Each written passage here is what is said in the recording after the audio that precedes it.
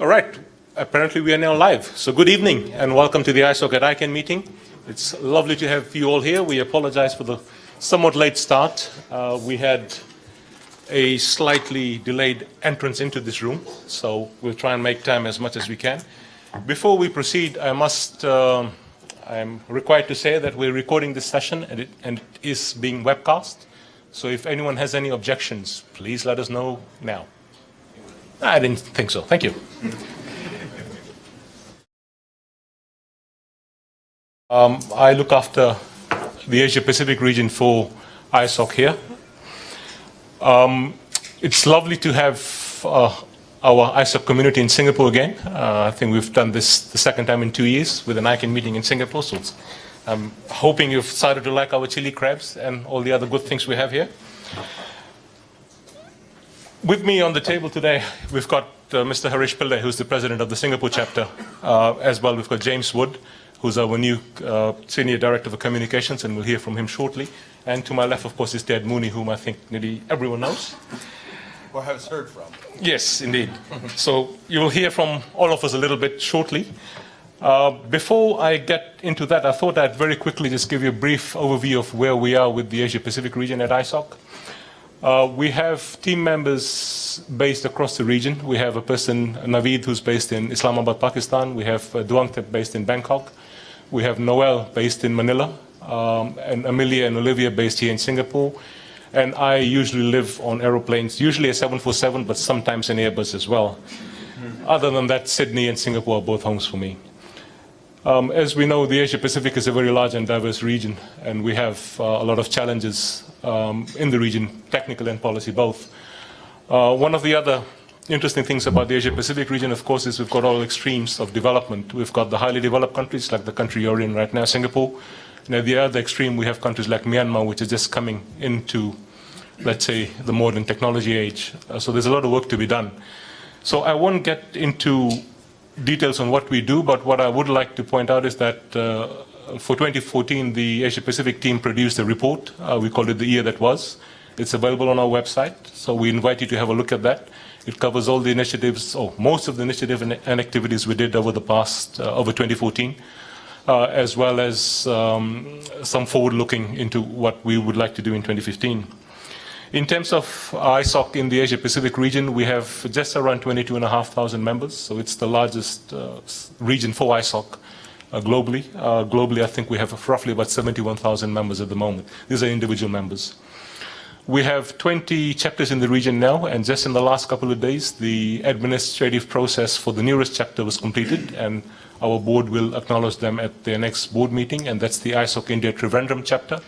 I don't know if Satish Babu is in the room or not. He was going to be here a bit later. He's leading that effort, and congratulations to them. And of course, we'll hear from the board as well when that's formalized. Much like ISOC and its ideals, the chapter community in the region is very multi-stakeholder, and I think we see a little bit of that in this room here as well, beyond the Asia-Pacific region as well. Speaking of policy, there's two things I'd like to highlight. We have a regional policy survey running, which closes tomorrow, I believe.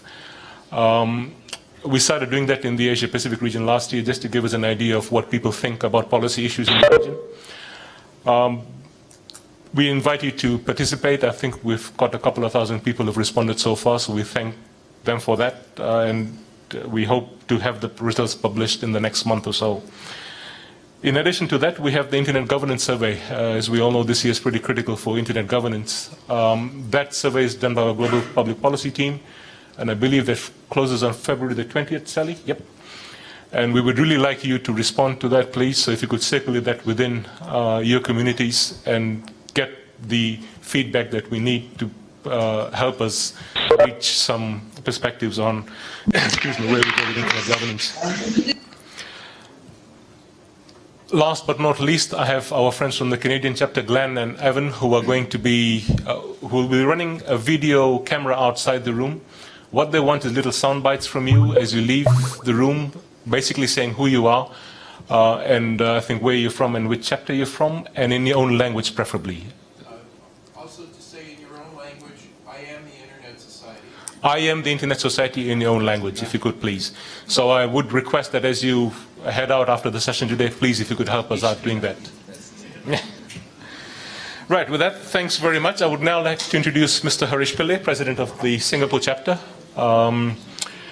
Harish is very well known in Singapore as well as in the region. I've known him for a couple of years now. Very energetic and active individual, and I'm really happy that he's taken over the reins from my other friend who founded the Singapore chapter, Peng Hua. He was supposed to be here. Peng Hua, are you in the room? There he is. Peng Hua's there. So without further ado, Harish, if you could say a few words about the Singapore chapter and what you're up to. Thank you. Right, thanks, Raj. I think first thing I should say is I am the internet. So do we set the meme going? In Singlish, please. I am the internet in Singlish as well. Doesn't differ that much. Okay, I am the internet lah. There you go. I think. That's it, right. Done. Got it. All right. Well, welcome all of you to this session, and on behalf of the Singapore chapter, I welcome. I'm glad to see the fellowship that we have here. As you know, the chapter is fairly young. We are about 4.5 years old, we have been trying to do a lot of activities. But one of the big challenge we have is being in Singapore. Because of the nature of the internet in Singapore, there's it's in some sense a solved problem, access to the internet. So that part of the work that needs to be done that other chapters have are doing in their respective countries, we don't have that as an issue. So we need to therefore look at other things to consider what needs to be done and so on. So looking at the big picture in the last 12 months since we last spoke, actually, in this, I think, the same room, if I'm not wrong. This year, we have been, the Internet Society Singapore chapter, for those of you who are not aware, we participated in bidding for the Secretariat of the ICANN transition group discussions. And so we have been awarded that, and so we are now running the Secretariat for that very important task. It's actually something that we didn't expect to win, considering that we are a volunteer-driven society and so on. But I think the fact that we actually managed to get it for a very important function and transition that has to successfully be completed, I think I'm very glad, and thanks to the folks who helped make that happen as well. So that was a highlight from my perspective. We are looking at many other activities as well from a Singapore chapter point of view. Like I noted earlier, internet access is not a problem in Singapore. So what we are trying to do is to create, for want of a better word, internet in a box activity. The notion is this: all satellite connections are down. There are no cell phone towers. There are no power stations. You have solar power. You may have a generator. You may have some fuel for the diesel generator.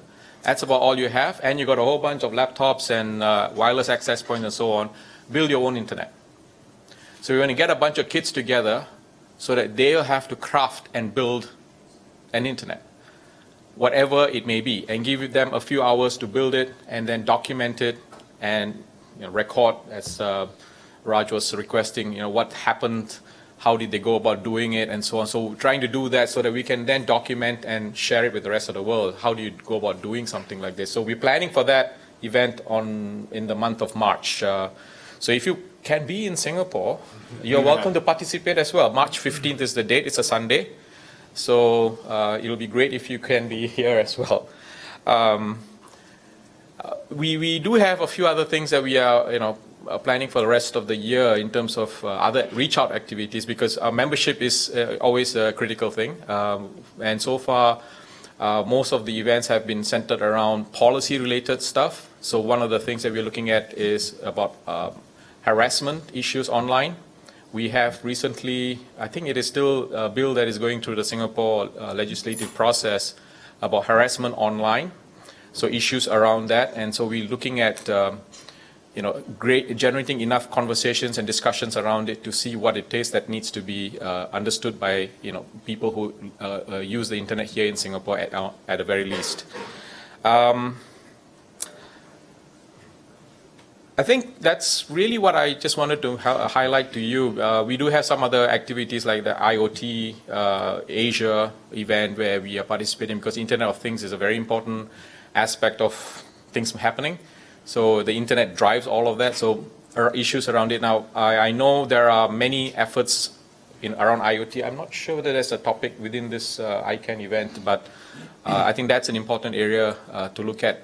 And if there's anyone who would like to contribute ideas and conversations around Internet of Things standards perspective, I welcome your contributions, and you can reach out to me and we can see what we can do about that. Apart from that, I've got nothing much else to say except welcome again to Singapore and enjoy your chili crab. And I am the Internet La.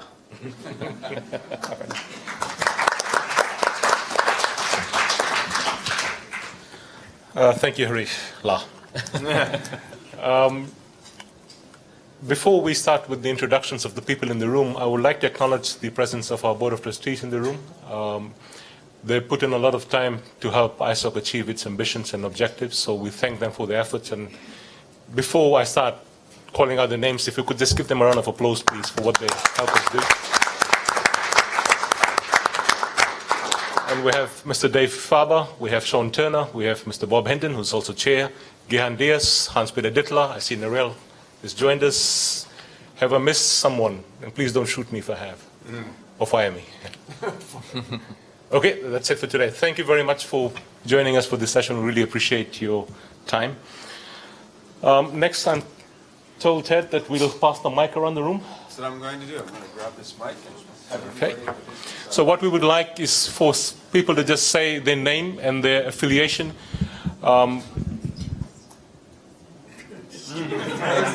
Okay.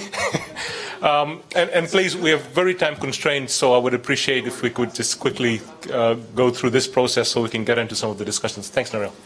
I just wanted to say that as somebody who's worked in Singapore in the past, so I'm, as some of you know, I'm an Australian, so forgive me for that. Sometimes I'm a little bit abrupt and very forthright. But I previously worked for a company called Optus, which was bought by a company called Singapore Telecommunications, Singtel. And so for a number of years that I was working for Optus, I would come across to Singapore and work very diligently. I would get off the aeroplane and go straight to the telephone exchange, and I would do some work, and I'd come back out and go to the hotel room, go to the comm centre, and I would work away, and then I'd go to somewhere to a fabulous restaurant, eat really good food, and then I would scurry back down, repeat, until get on the aeroplane, go home again. And every day I would go, oh, we so much need a Singapore chapter of the Internet Society. If I had 5 minutes to spare, I would go up to the Vice President of goodness knows what, or the Executive Vice President, and beg them to support this organisation. But unfortunately I never succeeded. But these folk had done it. I'm so thrilled to see a Singapore chapter in place and working hard and doing really, really good things. So congratulations. And that's it from me. Hans-Peter? Okay, Hans-Peter Dittler, Board of Trustees, and also from the German chapter of the Internet Society. My name is May Ann. I'm the Executive Director for the Asia Cloud Computing Association. I'm Gihan Diaz, Board of Trustees, and also ISOC Sri Lanka. Bob Hinden, I chair the board. I'm a member of the San Francisco and I think it's the Intergalactic chapter. Yes, the Interplanetary chapter. Thank you. Hi, I'm Sean Turner. I'm also a member of I'm the Board of Trustees, and I'm also a member of the Washington, D.C. chapter. Dave Faber, I'm Board of Trustees in the New York and the Intergalactic chapter. That's not what it's called. Sally Wentworth, Vice President of Public Policy at the Internet Society and a member of the DC chapter, and I think New York too. Scott Mansfield, I work for Ericsson. I'm the co-chair of the ISOC Advisory Council. Suhaidi Hassan, I'm chair of ISOC Malaysia chapter. Chair Solo, chair Kenya chapter. Carlos Gutierrez, ISOC Costa Rica, and I'm a member of the GNSO Council, and that's why I'm here. Thank you. Tero Mustala, I work for Nokia, but I'm also a member of the Finnish ISOC chapter. Hello everyone, Bastiaan Goslings from the Amsterdam Internet Exchange, AMSIX, and also a board member of the Dutch ISOC chapter. Bonsoir, Louis Hull, ISOC Quebec, and member of the NOMCOM committee for the ICANN for the second year. Evan Leibovich, Canada chapter. Desiree Milosevic, member of the Board of Trustees, but also member of the UK ISOC England and Belgrade chapter. Dan York, Internet staff, here this week focused on DNS security. Yrjö Länsipuro, ISOC Finland. Walid Al-Sakaf from one of the countries that's very difficult to operate the internet, Yemen. So we may need your project actually one day. I'm the chair of the Yemen chapter. Hi, I'm Dina Beer. I'm part of the Israeli chapter. Elisha Wamaiko from Zambia, member of the Ghana chapter. Esther Patricia Akelo from the ISOC Uganda chapter. My name is Wisdom Donko from Ghana. I'm the project and programs chair of Ghana chapter. And I'm an ICANN fellow, a coach for that matter.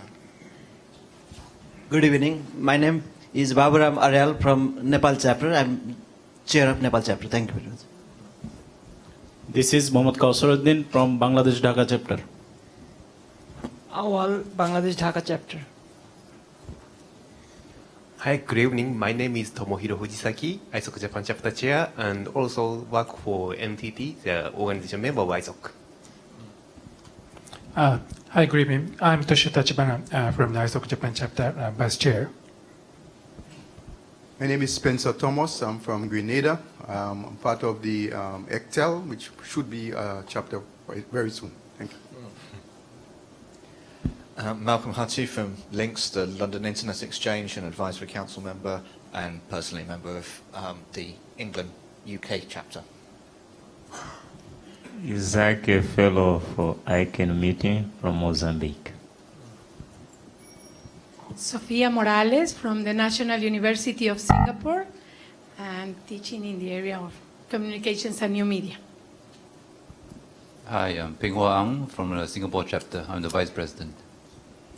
Yudo, co-chair for the Internet Society Indonesia Jakarta chapter.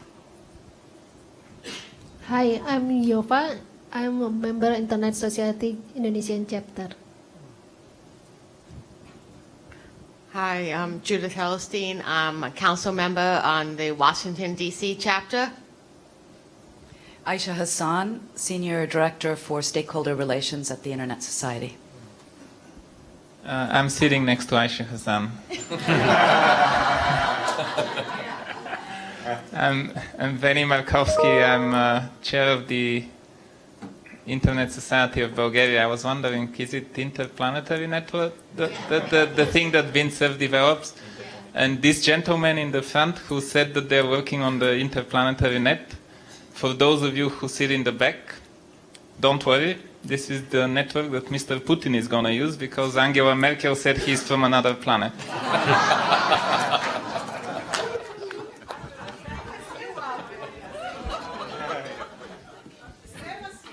Okay. Bernard Thomas, Director of Telecommunications in the Commonwealth of Dominica. No, this is not the Dominican Republic. It's the Commonwealth of Dominica. And we are soon to have a chapter in Dominica.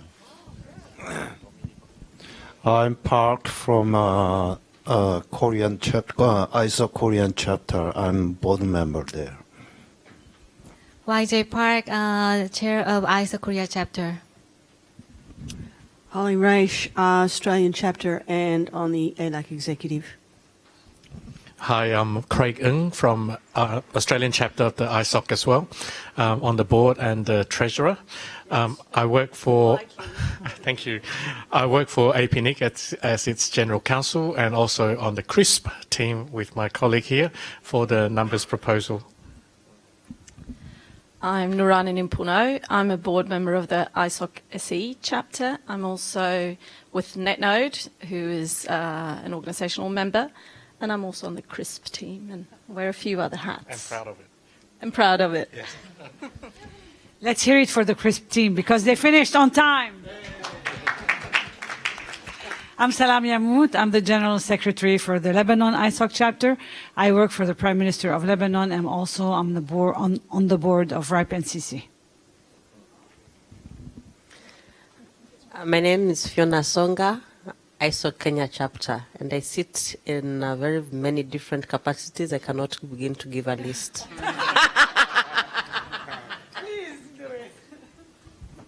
I hope we'll get a clap this time. My name is Sean Ojedeji. I'm on the CWG for stewardship. How about the clap? Okay. We'll finish someday, don't worry. I'm from the Nigeria chapter. My name is Tim McGinnis. I'm currently a member of the DC chapter, formerly a founding member of the Kenya chapter, former member of the Dutch chapter. For some reason, I'm the member of the Mauritius chapter, even though I never lived there. But I am currently the registry administrator for the .pharmacy TLD. My name is Konstantinos Komaitis, and I'm with the Policy Department of the Internet Society. Hello, everyone. My name is Izumi Okutani. I'm one of the co-chairs of the AC with Scott and Russ White, who's actually not here, and a member of the Japan chapter, and I'm chairing the CRIS team, and so working together with Craig and Nurani. Hi everyone, my name is Siranush Vardanyan. I am from ISOC Armenia chapter, board member, and also chair of Asia Pacific region in ICANN at large.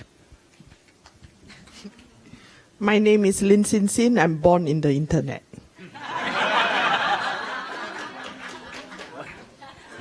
Aris Ignacio. We don't have any intergalactic or interplanetary projects, and I'm from ISOC Philippines. Good evening, everyone. My name is Chris Mulola. I am from Rwanda. Thank you so much. Hi everyone, this is Leon Sanchez from ISOC Mexico. Martin Levy, member of the San Francisco Bay ISOC. I'm just a guy that uses the internet a lot. No board member, nothing. Hi, Satish Babu from the 5th Internet Society chapter in India. Also the latest. We were born yesterday. Thank you very much for the very warm welcome. It was a very smooth process for us to start the chapter. I have to place on record the contributions of everybody who supported, but particularly Naveed. So thanks again, and hoping to work with you. I am also part of the ICANN nomination committee. I am Zach Lia. I'm from Progress Software. I'm a volunteer for APNIC Apricot. I use the internet a lot. Thanks. Hi, I'm Glenn McKnight, part of the Canadian contingent, and thanks.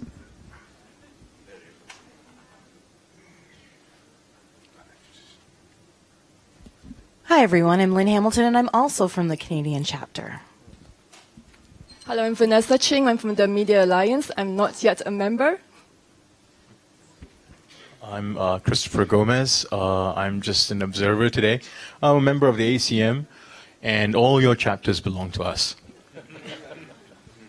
I am Shiva Bisesa, not a member, but represented Trinidad and Tobago. Lawrence Olari Roberts is my name, a first-time fellow with ICANN. I'm from Nigeria and an interested member. Mariella Pacito, Telecom Italia. We just joined ISOC, so please be merciful. This is Olivia Loy, Singapore ISOC, based in Singapore, I mean. Lynn McNair, Senior Director of Partnership Development at ISOC. Amelia Yeo, based in Singapore, working for ISOC.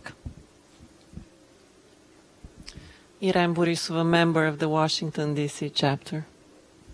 David McCauley, member of the Washington, D.C. chapter. 36 so far.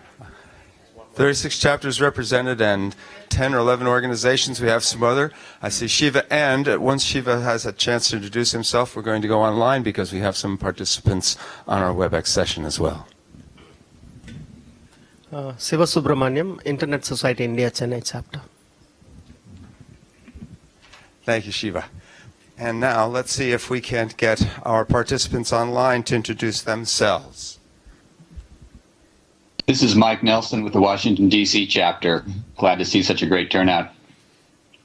And I'm also working for Cloudflare now on public policy issues.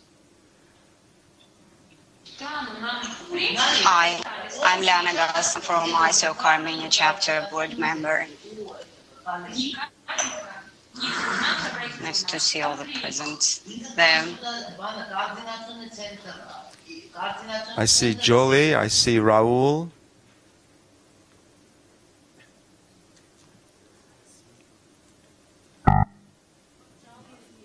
Jolly's muted.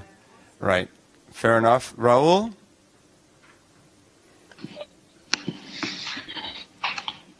Hi, everybody. This is Raul Echeverria, Vice President for Global Engagement and Relations Internet Society. Nice to see the good participation. And unfortunately, I'm not with you there, sharing with the room with all those colleagues, but I hope that the meeting is very good for those attending. And we have one other person, Shranju Kanamori.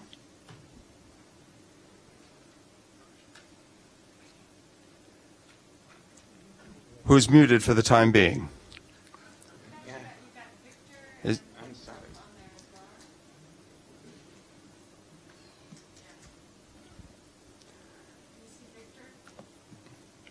Yes, Victor? Everyone. There he is. I'm Victor, board member of ISOC Cameroon chapter. I'm now in Atlanta, Georgia, planning to form a ISOC Greater Atlanta area chapter. So soon I will be setting up a new chapter here in Georgia, USA. And Winthrop? Yes, good evening. I'm Winthrop Yu, Internet Society Philippines chapter. Outstanding. Norel, how many does that make? 30? Well, the Atlanta chapter isn't official yet, so you can't count that.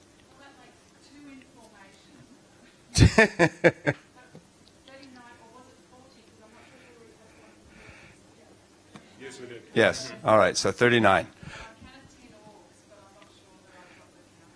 I think it's close. I think there might be one more. Anyway, fantastic attendance. Thank you all very much.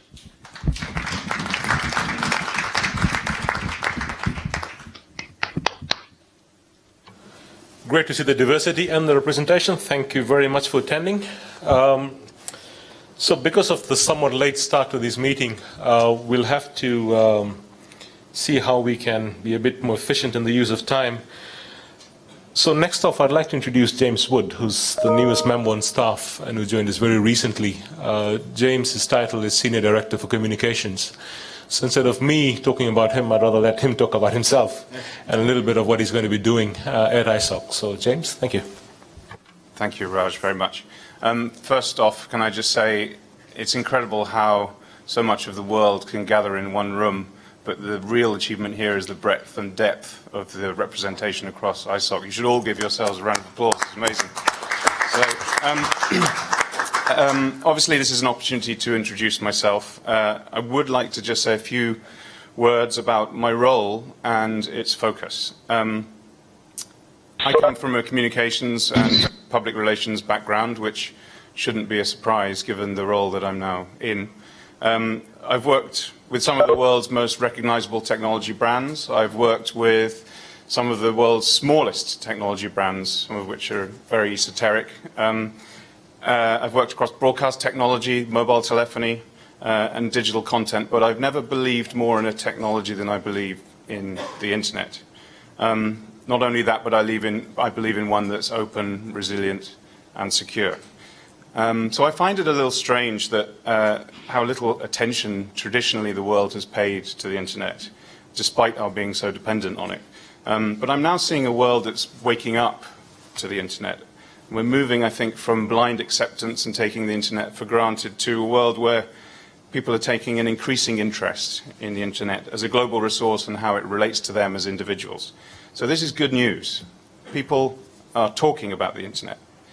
And as an important foundational organization of the internet, I believe we have a really important part to play in directing this discussion, working together to bring new thinking to the dialogue.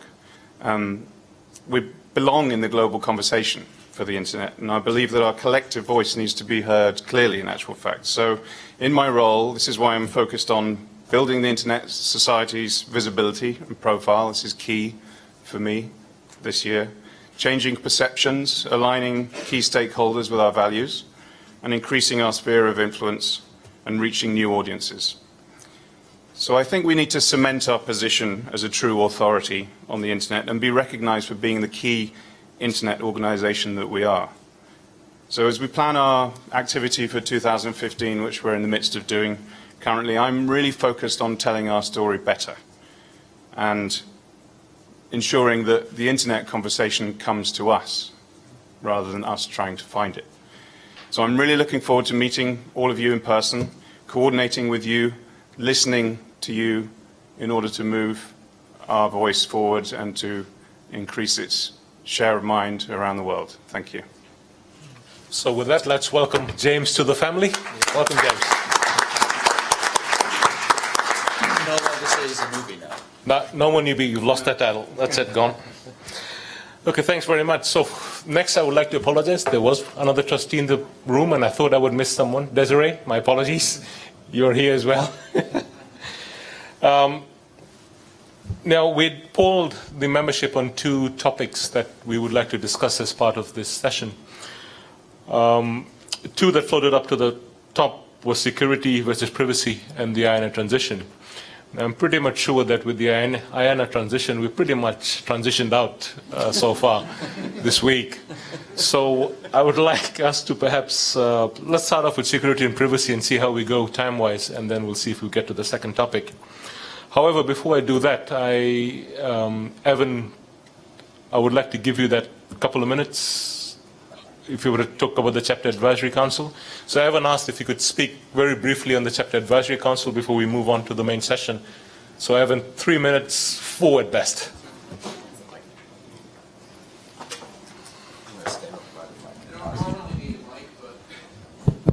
Yeah, for the streaming and all that, yeah, thanks. Hi there, good evening. Again, my name's Evan Leibovich. Normally, I do my stuff for the Canada chapter, but I, together with John Moore from the DC chapter, have been involved with trying to finally put together the charter for the Chapter Advisory Council. It's been a long time in the making, and just as a matter of update, I found out as of this afternoon that the charter has gone through legal review, and so it's getting near the final stages. We have done webcasts. John and myself have participated in every region, hopefully, that we've received feedback from all of you, and generally it's been all incorporated into the document. It looks, as far as I'm concerned, very good. It's received the input from chapters, from staff, now from legal. We've been speaking to a number of board members. It's my hope that when the board meets, when the trustees meet, that they'll give this consideration and send this to the next step. At a certain point, I believe either staff or somebody else will be getting back to all the chapters to basically give you a last opportunity to have a look at it, make sure that there's consensus that this is that you like it in its current form. I hope when you do see it that you will give it your consent, and I'm hoping to to see some good things. We've got there's a lot of good things that the council can do, and I'm looking forward with all of you to seeing it put in motion. So, thanks very much. Thanks, Evan.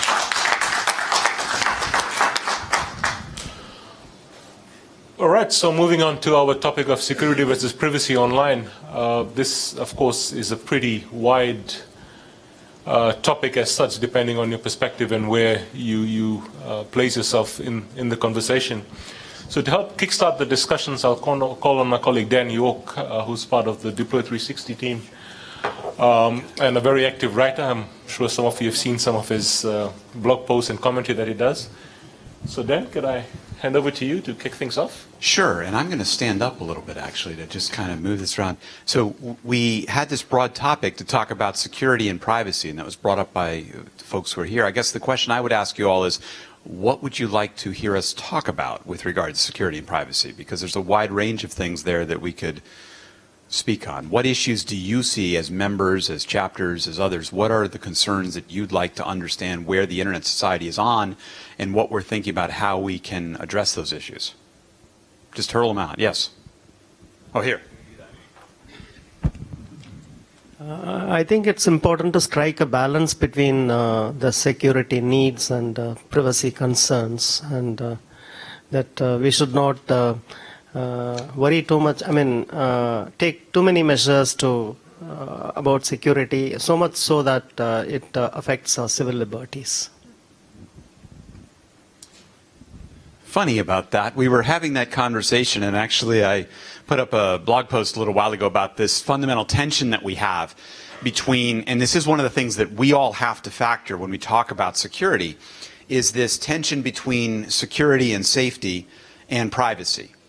Because if you look at it, we have this issue, right, that let's just take the security side, governments, our own selves, want to be able to protect the security and safety of their citizens. And if a member of my family were to be in some kind of, kidnap or something like this, I would want the law enforcement to do everything possible they could to resolve that situation, just individually. We all want that in some way. We want that kind of security. We want that kind of safety. By the same token, I don't want the government to have access to necessarily all my private information, nor do I want other governments or other agencies or other entities to have this. So there is this balance between security and privacy, and one of the points that we've certainly been looking at is, that was no... Sorry, Howie was doing some symbol over there, and I thought he was telling me to, okay. So, privacy signals here or something. No, but there's this thing, right? Because if you get now that we need to protect our privacy. We need to look at this, and as governments, specifically this was being raised in the context of the UK Prime Minister David Cameron's remarks about the fact that he wanted to say that any kind of communication applications that worked that were used across the internet had to provide some mechanism for the government to be able to intercept them and work with them. And you start to look at that, how do you, that would clearly say we want the priority to be around the security and the safety. But the challenge we all look at is if you make a backdoor, if you make something available to that for a government, you can't do it halfway. If it's available to somebody, it can be available to somebody else. And you can be available to some other government, some other entity, some other agency, something like that. And as a technical community, the Internet Architecture Board, part of the IETF, has made a statement saying that we now want to, the IAB is encouraging that all protocols from this point forward, have encryption as their default. We as in the technical community, the view is we want to encrypt everything. We want to do that and provide that higher level of security and privacy. Part of our challenge, I think, as advocates of that point of view is to point out to some of those governments and to others that they need to safeguard the security and privacy of the information of their citizens, of their businesses, of their folks that are there. So there is this tension between the security and understanding the legitimate needs of entities and agencies to want to provide that protection to their citizens with the right that we all wish to have of the privacy of our own information. And this tension is going to be one of these fundamental public policy issues and debates that we're going to be having over these next years. We're moving all of our communication online, right? We talk about the public switch telephone network, the PSTN, and the movement to take all of that and shut down the traditional circuit switched, architecture, all that, the infrastructure, and move that all to be online. Well, now all of a sudden you're getting all that traditional telecom infrastructure with which the law enforcement agencies used to be able to intercept with warrants and all the lawful access elements. We're moving all of that online. Okay, and now they're saying, hey, wait, pause, we used to be able to do that. We want to do that now. And plus you have this other dynamic that people are moving away from the traditional telecom into using other apps and other things that are just completely separate. WebRTC, this new mechanism that's coming out, baking voice and things right into the web browser infrastructure, is all encrypted and it's all completely separate from the traditional infrastructure. So there's a lot of these challenges that we're going to have to navigate through. And that's going to be a lot of what's going to consume our time, I think, in the time ahead around that. So I think it's an excellent question. And this is the question. We're all going to have to figure that out. Our societies are going to have to figure that out. Different countries are going to fall down in different places on that continuum of security and privacy. And some are going to fall more one way than others. And we as an organization are going to have to work in that space, and help. Ideally, we'll help guide people toward more of, somewhere in the middle or more on the privacy side to the degree that we can, but we'll have to see. Yes? Oh, Venny, did you want to say something? All right. Oh, we got another mic?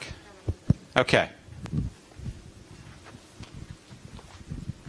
I've been sitting down too long, so thank you for indulging me standing up. Venny. No, sure. I was actually gonna say that we are going into a couple of points. First of all, if the discussion is about privacy and security, people tend to constantly talk about governments.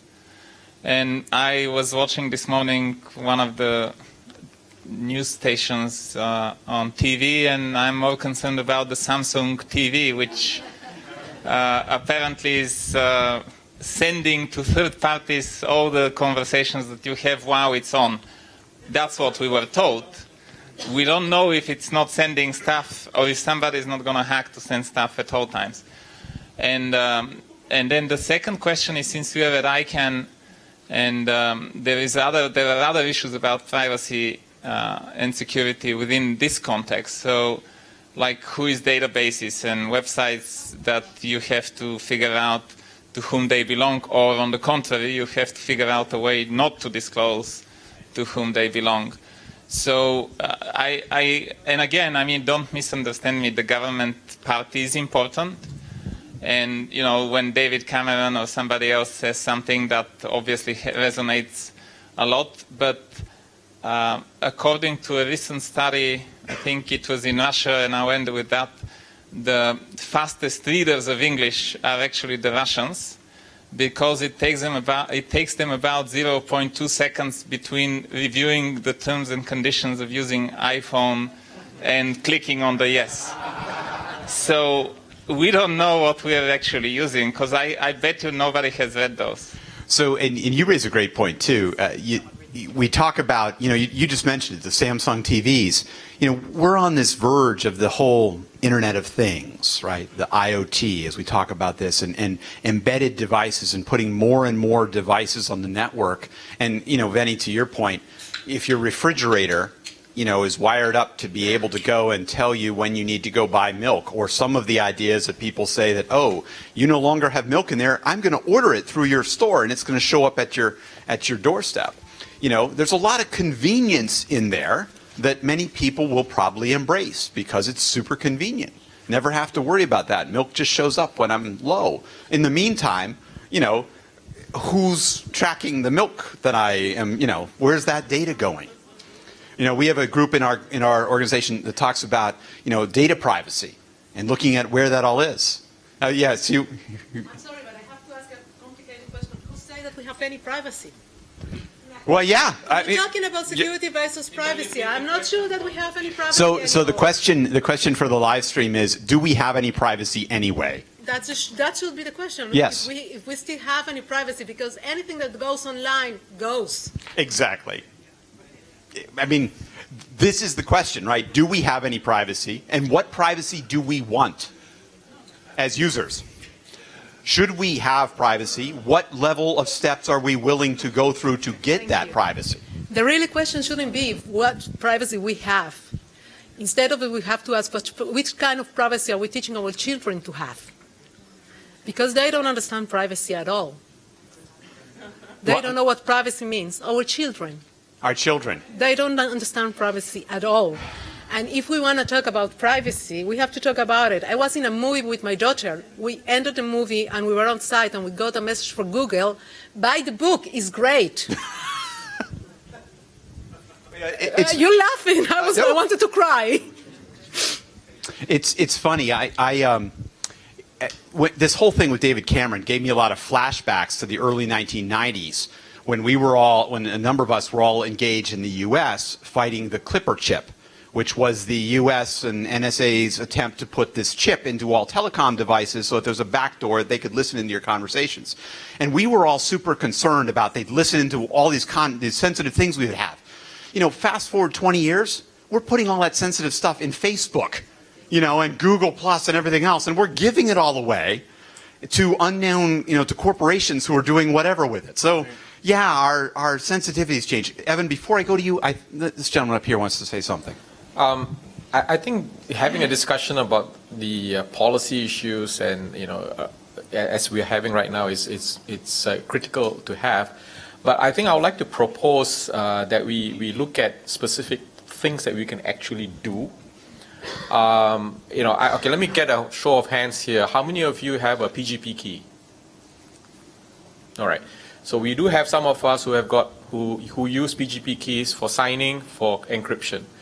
Can we at least at the chapter level, okay, across all the chapters, start a key signing project, or at least have the communication done in a cryptographic manner? Let us start first, because if we don't do it ourselves, and I will need to get all of the others who don't have a key as well. Oh, you do. I didn't see your hand. Okay. Because I think by practical means, by doing that, we will then get the action in motion and the thinking behind it and the lessons that we will learn along the way. So at least you got something concrete to start with. So I would like at least at the end of this conversation to have an action plan that we do a PGP related activity. Sounds good. Evan. I was going to talk for a moment about health data, which is something totally beyond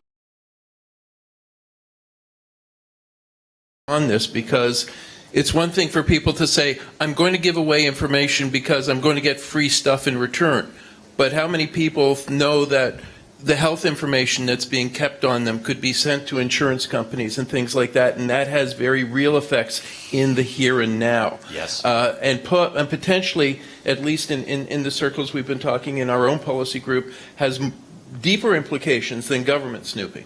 And so there's concerns about that. But also, I wanted to speak very briefly about the PGP thing. It's well and good for the people in this room, most of whom, show of hands, lots of people use PGP. And then I'm going to go home and I'm going to talk to my parents about, hey, would you like to do PGP? There's a massive problem right now that has to do with a horrible set of tools for doing this. And I think we possibly have a role to play in making these tools accessible.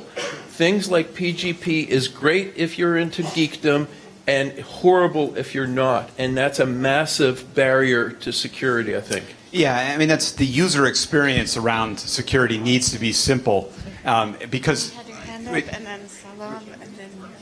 Yeah, we've got a queue going on here. So, but yeah, I mean, you're absolutely right. It's got to be the user experience is simple. That's why PGP is not as ubiquitous as it could have been. I mean, I was somebody trying to teach people to do PGP, 10, 15 years ago, and it was like, same thing. Yes.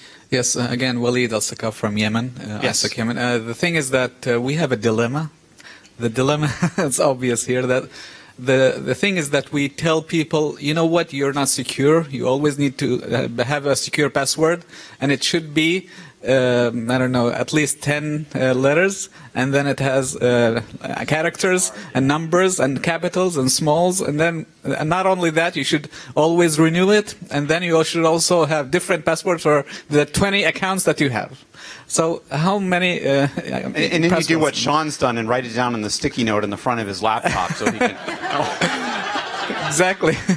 So no, I mean, he didn't, but you know. The thing is that while we want people to be secure, we also need to provide a usable security, alternatives that make things easier. And I think that as chapters, we have to come up with solutions to this and present ideas that are workable in reality. We're not living in a bubble. We are part of the mainstream. So I think that's the direction we should put. Thank you. Yes, I mean, looking at ways to make it accessible and to help people understand how to do some of those things, tutorials, sessions that you can do as chapters. Yes, back there. Yeah, thank you. I think it's a point that already has been said. I think we're not anymore in the paradigm of security versus privacy. We're in a new paradigm.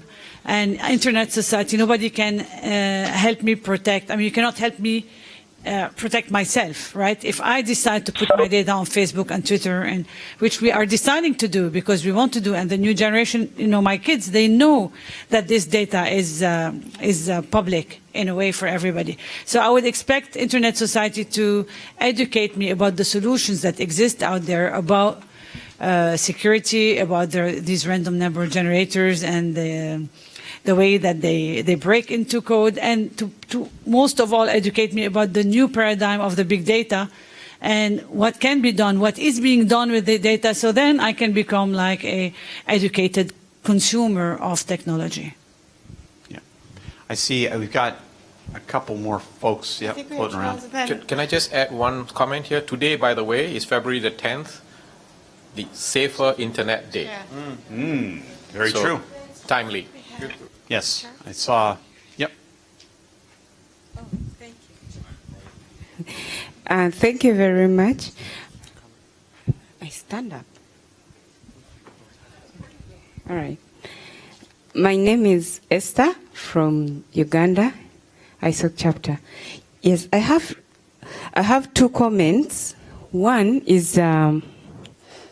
Okay, I forget your name. You mentioned about the use of PGP for security as like a starting point for security. But I stand to either slightly differ, and I stand to be corrected. A major issue with security, okay, especially for my country, it's something to do with, okay, the privacy issue is kind of tied to government interests.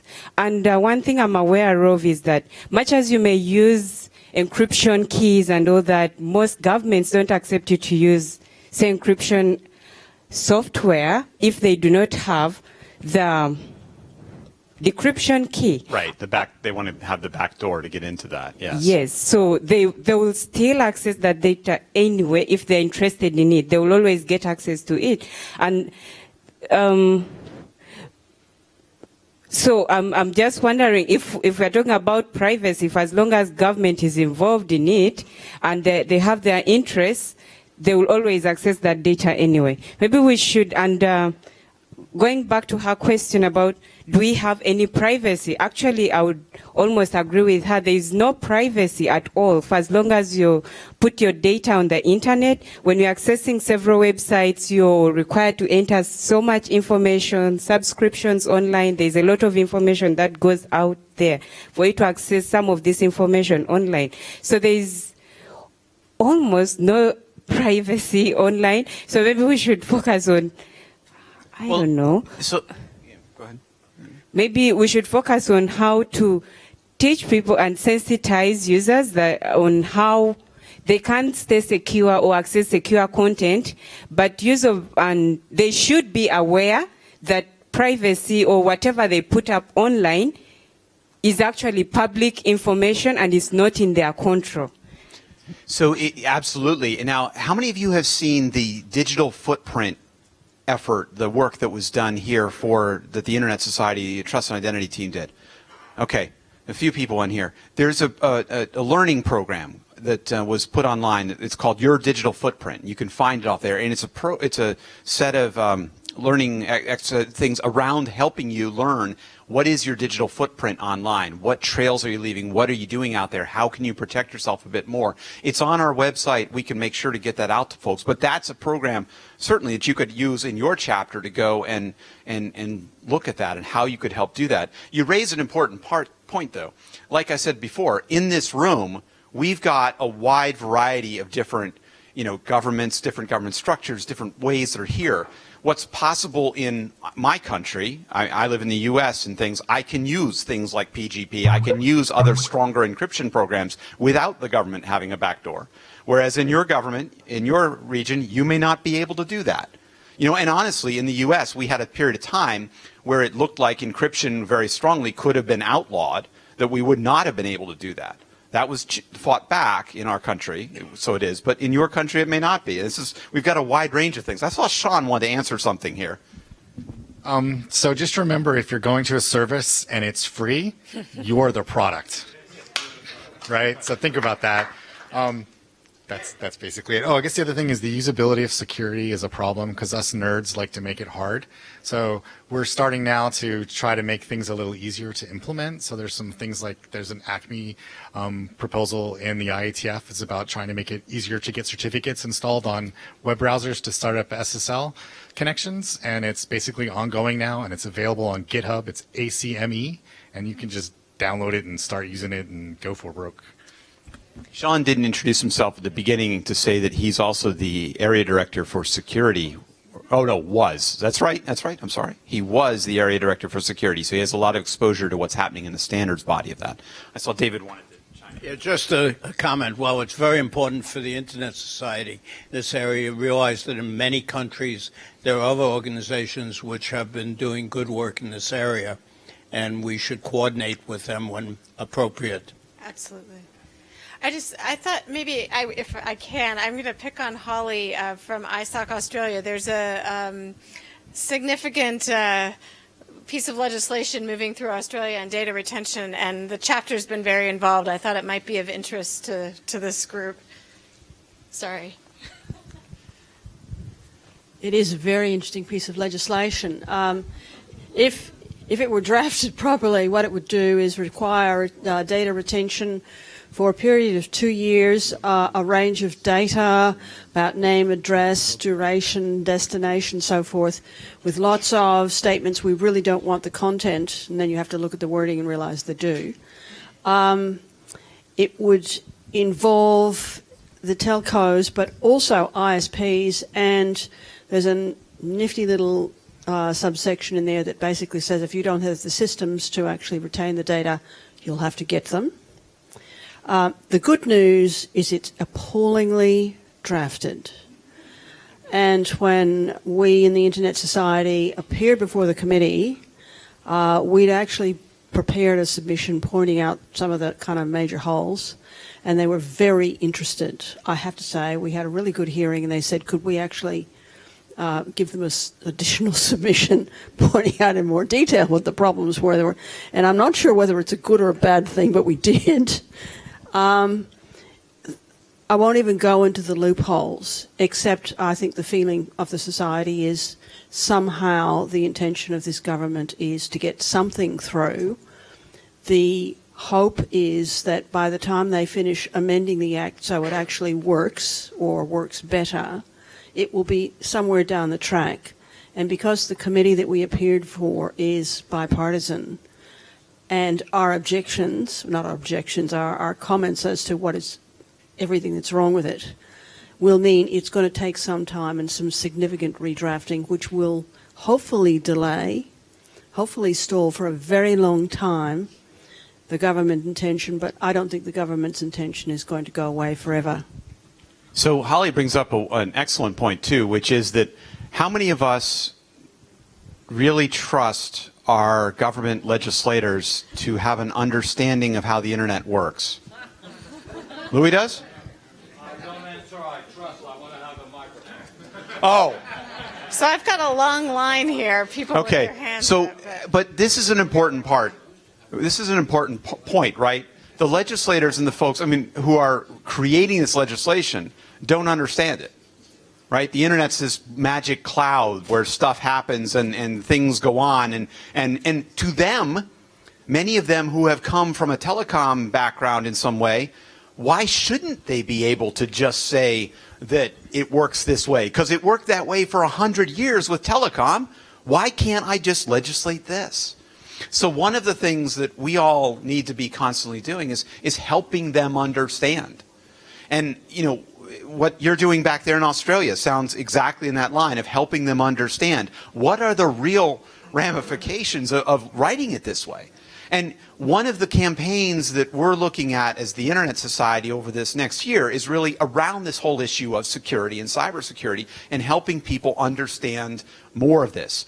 So you're going to see from those of us who are, employed by the Internet Society, we're going to see more stuff coming out about that, more documents, more content. But we also need your feedback, your assistance with that. Things like, what Holly has been doing to the degree that you can share that kind of information. We've got this Connect system. How many of you are using Connect? Okay, a number of folks. This is this sharing system we have internally to help us share this. If you've got questions that are coming up or things you would like to hear us be able to talk about, if you'd like to get a nice summary of the points you should be talking about on these issues, you could say, my government just raised this legislation, which is crazy. Here's these points. Can anybody help me out? We've got all sorts of people in this room who can share with each other that information and do that. Okay, so and we've got it. Charles here, and then I think we have an online. We have an online, and Louis wants it, and okay. Everybody wants it. Thank you, Glenn, for that presentation. Now, I think security is a very big challenge. Like in Kenya, for example, last year, we were talking about actually one of the lawmakers who was a chief guest during our Internet Governance Forum confined to us that the members of parliament who pass these laws don't understand the bills that are brought to them. That's why we've been having these bills of data protection and security pending in Parliament for a long time because they don't know how to do with it. So even the judiciary also as well. They're not trained in ICT and security. So it's been a very big challenge. As a country, in Kenya, for example, we are being faced by the issue of Al-Shabaab. So now the government tells people now which one is important. So the government sees the security of the people more important than the privacy.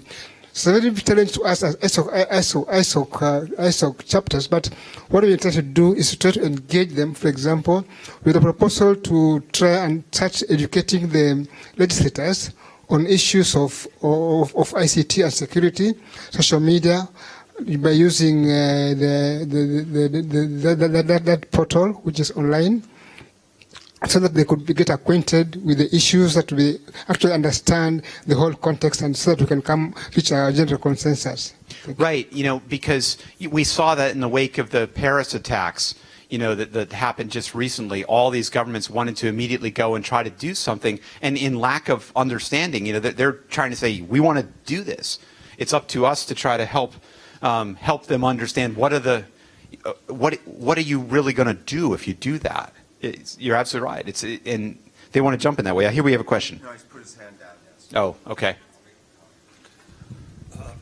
Yes, I wanted to add the NASA direction of it. We in Europe, or especially in Germany, have governments who believe now that there's something which is called the cloud and big data and whatever, and suddenly they get a feeling they have to protect the privacy somehow, and they try to do it by a regulation or legislation of what a company can do in the cloud. I think that's a very dangerous way accessing this problem, and we should think before governments start really doing such legislation for arguments why it's sometimes silly and why it's sometimes really hurting the internet. So that's only an additional point. So I've got a couple people here. Yeah, this whole big data, and people don't understand what is the cloud really. Where does it actually reside? Yes. Okay, it's interesting that we're hearing about cybersecurity, and a colleague here from Australia is talking about the issue of data retention and the government's action. In Dominica, we are working on we have some pieces of cybersecurity legislation. I am working with the Council of Europe and the OAS on the whole issue of cybersecurity and Data Protection Act. And part of the legislation calls for a certain piece, retention of data by the service providers, the telecom service providers. I mean, that is necessary because you have all these funny things going on, and you should be able to have the service providers to provide information in real time if there's any kind of issues of pornography and so forth in cybercrime. So the question is, how much data can you keep? Now, we tell them, okay, you need at least 3 years of data. They say no, because we have to have a bigger switch. So we have issues of how much data can you retain versus the criminality of the cybercrime. So we have to strike a balance somewhere. Yes, and there's the balance, right, of how much of that data do you want to have collected at all in some places, and yeah, and how do you log and then there's the technical realities, right, of how do you even log all that kind of thing if you were to do it. But how do you do it? And you know, to your point, in your area, the government may want to do that, and over in Peter's, the government has specifically put in legislation which says that no personally identifiable information can be tracked at all, period. You know, so again, we're a global organization here with lots of different things, and somebody is... A couple more points. First of all, Christine Roniger some time ago ran a really good policy session just on copyright, which is extremely useful because the issue is not going to go away. We can use it in the debates that are ongoing because those debates are going to go. My suggestion would be something like that on the issue of privacy or even particularly data retention would be really useful so that there is a basic ISOC understanding of what the issues are and a comparison of data regimes throughout, which gives us all a really good basis to start with. The other point I want to make is, and it's follow-up from Vinny because he wasn't particularly specific, the ICANN meetings have been involved really in who is and the whole issue about do you retain registrant data, what do you do about privacy proxy servers, and the whole kind of paradigm shift that's going on to what's called the expert working group, where in fact you have a completely different, you start from a different place, which is not all data is public. But that'll take years to implement. So there's so much going on in ICANN right now about that whole issue, and there should be a watching brief that you guys have on that. Okay, thank you for that feedback. I want to go about another 5 minutes and I want to check in on this. So I know we've got a couple folks in the queue. And I saw Louis in there too, and this gentleman, okay. Thank you. I'm Malcolm Hutty. I'm from the United Kingdom, and I must say there's never a topic as much as this gets me as close as wanting to apologise for that. Because I'm afraid my country has been very much not only at the heart of this debate, but at the forefront of it. We've been the exemplar for a lot of this in driving these policies forward. My government has, amongst the developed world, we've driven it. We've driven it in a large extent. We've driven the European legislation. But what you said earlier, I'm afraid is not my experience from the United Kingdom. You said that they don't understand, that they need explanation of what the implications of doing this are. Now, of course, it's certainly my experience that ordinary members of Parliament don't understand the technology and so forth, but that doesn't really matter because it's the security and intelligence establishment that drives the policy on this, and they do understand. They know exactly what they're doing. They know exactly why they want to do it, and they believe that they want to know. I mean, the policy that they're trying to push at the moment is based on the principle that they want to have a record of every form of electronic communication that anyone sends by any means whatsoever, all the time. Yeah, that's what they're aiming for. And it's not a lack of understanding, It's it's a difference of values. They believe that that is something that they need to do to keep us safe. So I don't think the Internet Society can help us at all in explaining what the technology is and why this would be difficult or how this would cost and all the rest of it. What is needed is an explanation of the harm that that will do to the information society. Yes. So that those that don't know or care about the technology but are making the decision on the basis of, is this needed to keep us safe, will actually understand the principle of what will be lost in return. That's what we need from you. Bingo. I mean, that's exactly right on that, as far as, because you're right. And in my country, certainly other agencies have similarly, been involved with the legislation and such that's out there. So you're right on that level. But a lot of the people who are voting on that, that's really where I was saying, on the Parliament or the Congress side, they don't understand what they're voting for. And so in lack of that, they'll just say, well, yeah, it's going to protect the country. It'll make us safe. It'll be good. I'm being pointed to. ISOC Philippines is actively engaged with privacy initiatives in the Philippines, including the National Privacy Forum on February 18th. Noel will attend the event, and Winthrop will be presenting. All right? Louis. That's great. 3 points. We are the Internet Society. But I will just give 3 little examples. We're talking about security and privacy. All right, I've been a journalist. Both of them are not needed for a journalist. You don't want to have privacy. You want to access information. And you probably need security to access information, not the opposite. And it's still right today. For anybody who wants to, a scoop, well, this is a different definition of privacy and security. Example number 1. Example number 2, security. After being a journalist, I've been in the database business. Yeah, you need security because this is your business. This is your daily money, all right? But in the meantime, maybe some information is collected and you don't know. After being in the private sector, I've been working for the government. One of the nice things that I've done very soon, I went in Hartford, Connecticut to give a paper on the geomatic plan of the government. All right, 20 years later, I've been 30 years within the government. What you were talking about a little bit earlier is there a mapping of your information? Well, an information that I didn't even remember, that Hartford paper that I gave, it was on the Internet. Internet didn't exist when I gave the paper, but it was there. So you have a print. When an information is digital, it's going to be available forever. How?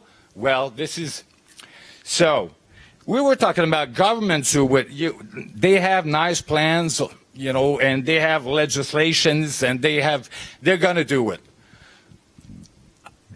Being there for 30 years, it'll take 18 months. By the time it's in force, it's obsolete, more or less. Something else have moved. Maybe it'll be good for a short period of time, but you just can't only count on government for regulating security and privacy. There's been improvement. You gave the example of what's been done wholly with Whois. You're perfectly right. But we have to realize that at the end, we need a multi-stakeholder model to fix all those problems. There's not only one solution. Well said. And also, some of these consumer issues, the items that have happened out there, the privacy of organizations that have had this exposed. Look at Sony, look at some of these other organizations. They're being punished in some ways through the public sphere in some forms, or they push back around different products and things. I saw somebody... There we go. Yes. And a couple more, and then we've got to move on. Let's see, one in the back. And you've been trying for a while. We'll get you in there. When it comes to security and privacy, why is it that whenever government is mentioned, the issue of privacy and security creeps in. We have noticed that most of the applications we install on our mobile phones, we don't read the agreements behind those. We don't even read. How does an application that has to do with weather go to do with my SMS, my phone book, my location? Okay, the location I can understand because of the weather, but it goes deep. All we do is we just go and sign in without actually reading the actual agreement before I install that application. Two, from what I've seen, the governments, most governments in Africa have no capacity actually to survey on its citizen, because basically governments are always backwards. Citizens are always ahead of the government. But we tend to put security and privacy every time the way the government is mentioned, and yet we don't know that the same government can still get my data from Google, the same government can still get my data from Facebook. So at the end of the day, I trust the private entity whose agenda I do not even know. And yet the government, probably where I work, whose people I know, I don't trust them. There's a great paper that just recently came out from UNESCO that we were involved with that was talking about the intermediaries on the internet and talking about this role of these intermediary agencies, the Facebooks, the corporations, and all of this. And if you look back, anybody remember the future scenarios that the Internet Society did in, I think it was 2008, 2009? We looked at some of the different paths that the internet could go through, and one was, that it winds up being owned by mega corporations.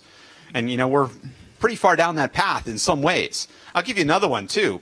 How many people have Fitbit or other similar health trackers?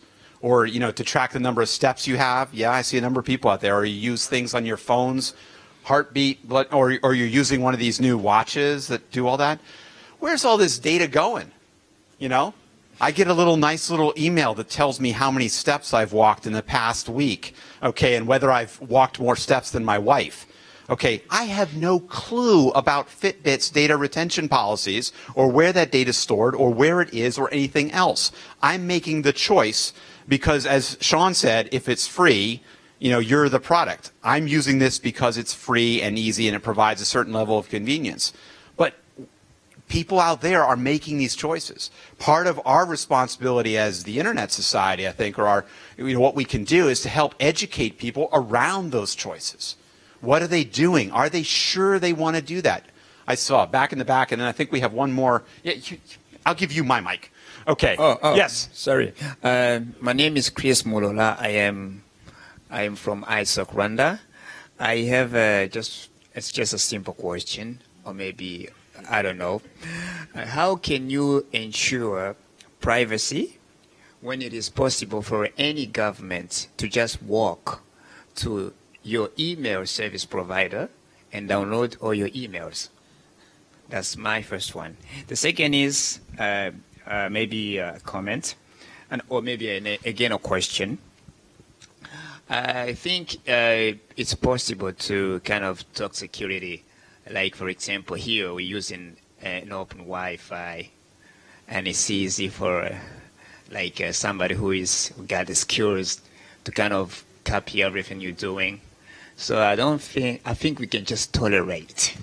That's my comment. Thank you. Well, so two answers to that. I mean, one is, right, it all depends upon your level of security concern. Like when I'm on here on this network, okay, I'm a I'm a little bit on the paranoid side. So I run a VPN off of my laptop back to another service. So, if you all are trying to sniff the traffic coming off my laptop, sorry, I'm protected. But I'm a security geek, okay? I do that kind of stuff. The average citizen doesn't. The only reason they're generally using VPNs is because they want to look at Netflix from some other part of the world or something like that. Quite honestly, there's some VPN. Yeah, or they want to, somebody in our workshop yesterday who was talking to me about, she's from China, and she was asking me about why she is blocked from seeing Facebook when she's in her country, but when she VPNs out to the US, she can look at Facebook. It's like, well, there you go. But back to your email provider, the question, that goes back to where is your email server? Part of the question that we have is if you're using something like, one of the public email services that might be located, in the US or somewhere else or something like that, then your government in Rwanda might not be able to get to them. Now, there's other secure services that have come up that are out there that provide secure email, or some version of that you have to connect into. They in theory they don't have any access to your data, but now perhaps, and I don't know, your government may block any kind of outbound connections to external email servers. They may force you to use email servers that are in the country, and depending upon your internet infrastructure, they may have that ability. So again, it goes back into these challenges of different spaces, and he's been asked.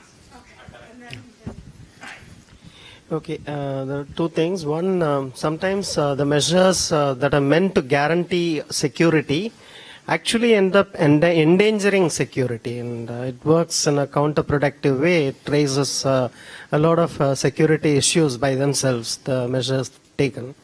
And the other thing is that I've always observed that when a government wants you to be transparent, wants your actions to be transparent, it's almost like they want you behind a glass door while they stay behind an opaque and well-protected wall. And have you ever seen a government office in camera? While you're on camera, your movements are tracked. You step out of the door in the street and you're always on camera, but does that happen on the other end? Is it a two-way process? Just one more thing, and on this topic of security versus privacy, we did a workshop in 2009 at Egypt where Bruce Nia was one of the panelists, and so that is archived, and I put the link on the WebEx. Excellent. And yes, I mean, this is again, it's this continuum, right? The same, the argument that's made as we talk about encrypt everything, the law enforcement agencies come back and say, well, then, the terrorists can encrypt everything. And they're right. It's that trade-off that, where do you come in on that continuum? Where are you in the security and safety versus the privacy and the trade-offs that happen in all of that? The gentleman over here was asking about the government. Why do we always talk about the government stuff? I think perhaps for some of us who have been in this space, in the technology and public privacy space, all the Snowden revelations of the past year and such have really brought it, and the government reactions to that have brought it up that when we talk about security and privacy, you're right. We do tend to lead with government issues and government surveillance and pervasive surveillance, but the pervasive surveillance by corporations is just as much as some of the governments and other entities that are out there. Yes? Yeah, I think it's symptomatic that people are dusting off the old mechanical typewriters and using them for sensitive jobs, and that there is a good aftermarket, secondary market for old Nokia phones. At least I read somewhere that drug dealers are using the old Nokia, was it 8120 or something, because that's very difficult to track. So that perhaps there is a message here for those who design and develop technology. I mean, perhaps people start valuing more privacy than convenience, which is doubtful anyway. The other thing, you ask how many our legislators know about technology and all. We used to have one, but unfortunately he lost the election.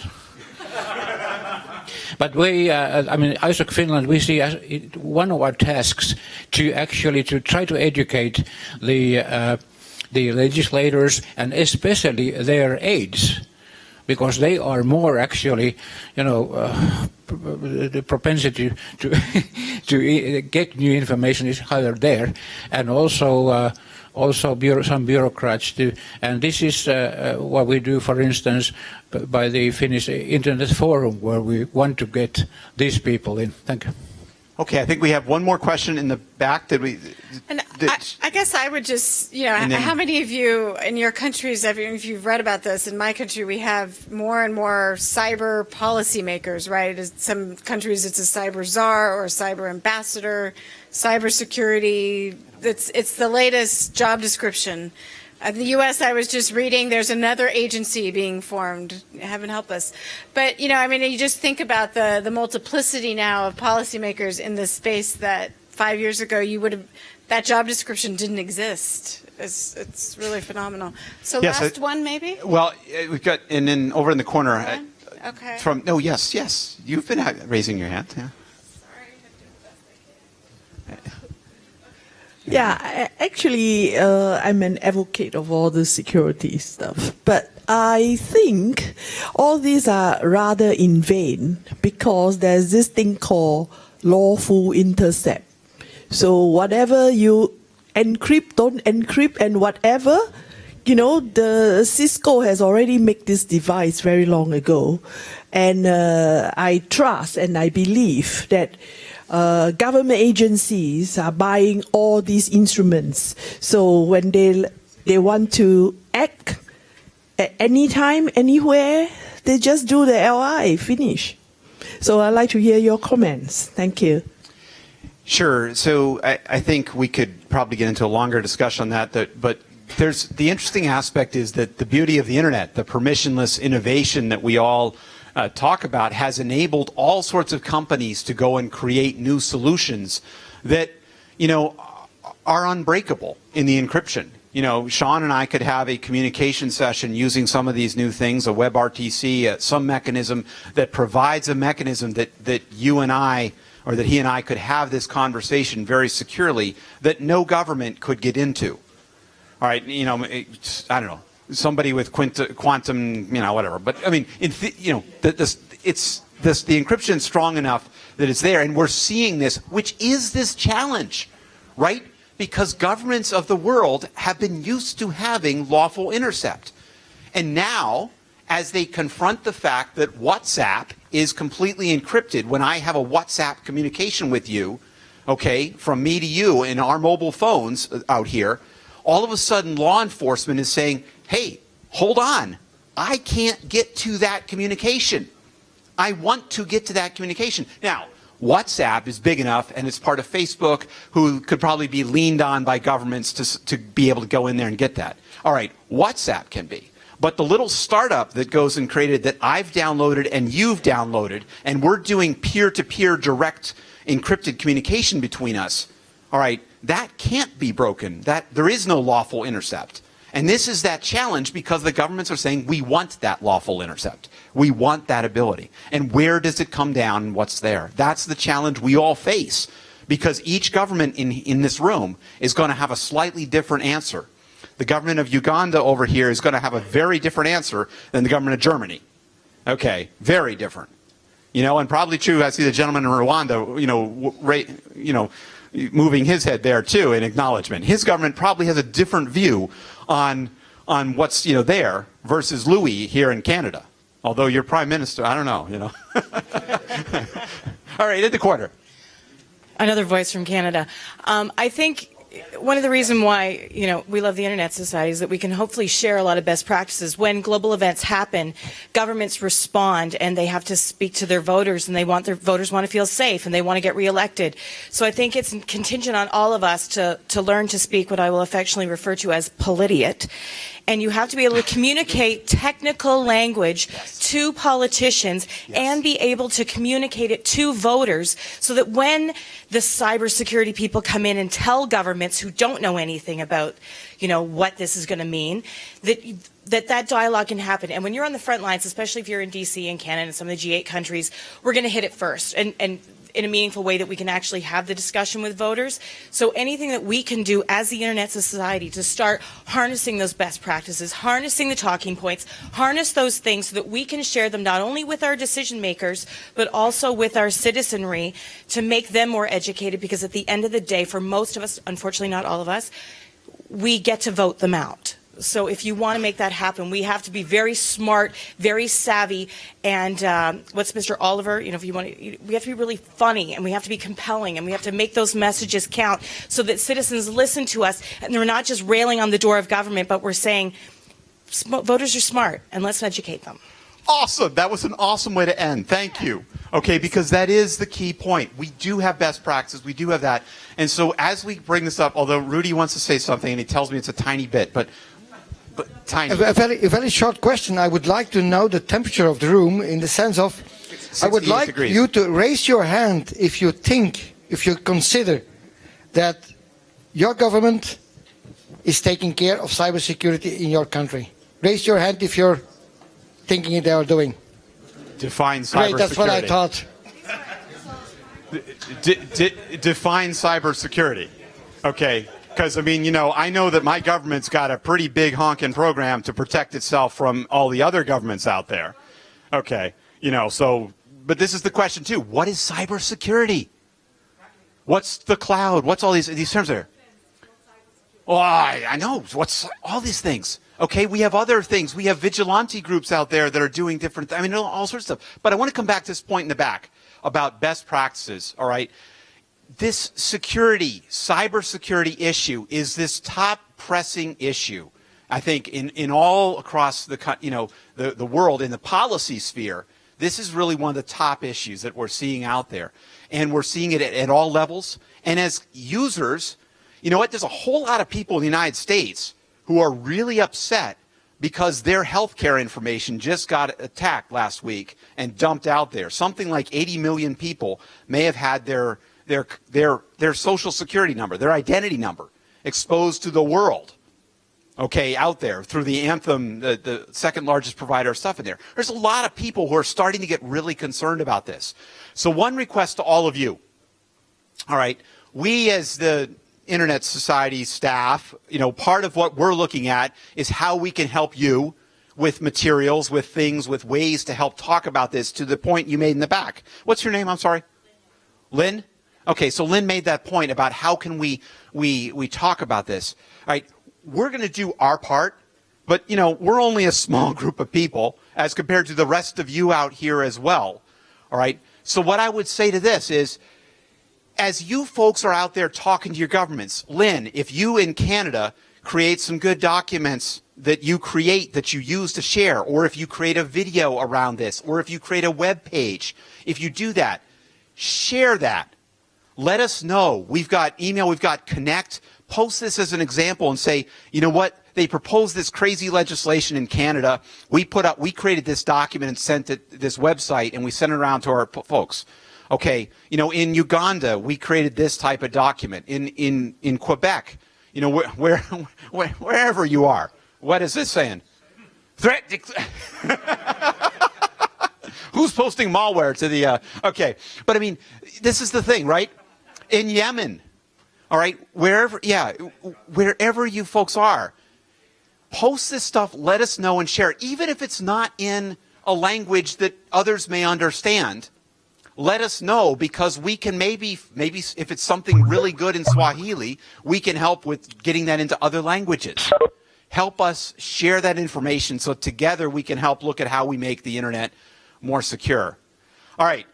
Thank you all for this time. Let's summarize. I think we've got a couple of key things I heard here. One was there's interest in doing something around PGP. And are you interested in sort of taking the lead on that? Okay. And what was your name again? Harish. All right, Harish. From the yeah, we know him. All right. So he's willing to take the lead on that. All right. So I also heard interest around big data, around data retention, around having some information around that. Certainly something that will take us as feedback around pieces that you're looking for, and feedback around how to talk in more regular, what did you call it, Politiate? I mean, we may not call it that on our website, but okay, but that kind of terminology, something like that. I heard, what were some other points we heard here? Action items that were out of here. Usable security. The digital footprint, okay? The digital footprint would be something else that we'll circulate around to folks to let you know about that, because it is something that can be used. Also, some of the other materials we put out, some of the scenario work, some of the pieces that are there to let people understand what's there. The intermediary report. Okay. Hopefully we've captured this somehow in this. All right. Yeah. Is there a certain level of encryption that you could share with everyone? So the question was about encryption that can't be broken. Can we share some of that? I mean, certainly we can talk about some of the different tools that are out there. Sure. What?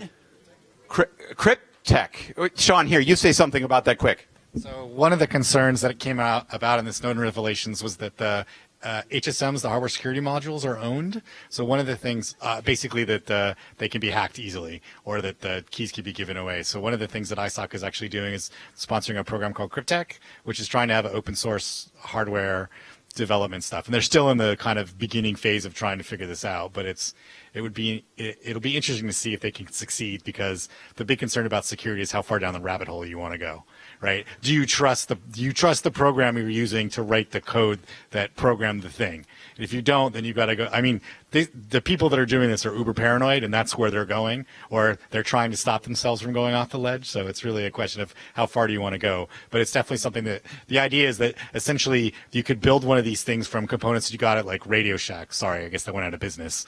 But it's someplace else, and the idea is that you could use this to basically protect internet infrastructure where the keys for DNSSEC and stuff like that are actually stored. So, yeah. All right, I think that's a good point to call it, so thank you, and let's continue these discussions online. Okay, thanks very much, Dan, and thanks for the participation, much appreciated. Just before we leave, I'd like to share some statistics that I mentioned at the beginning, that we were doing a regional survey. So thanks to the beauty of the internet, one of my team members, Naveed, based in Pakistan, was listening to this conversation, so he quickly pulled up some statistics for us. Out of the survey that we've got so far, this is the regional survey, so it's just Asia Pacific.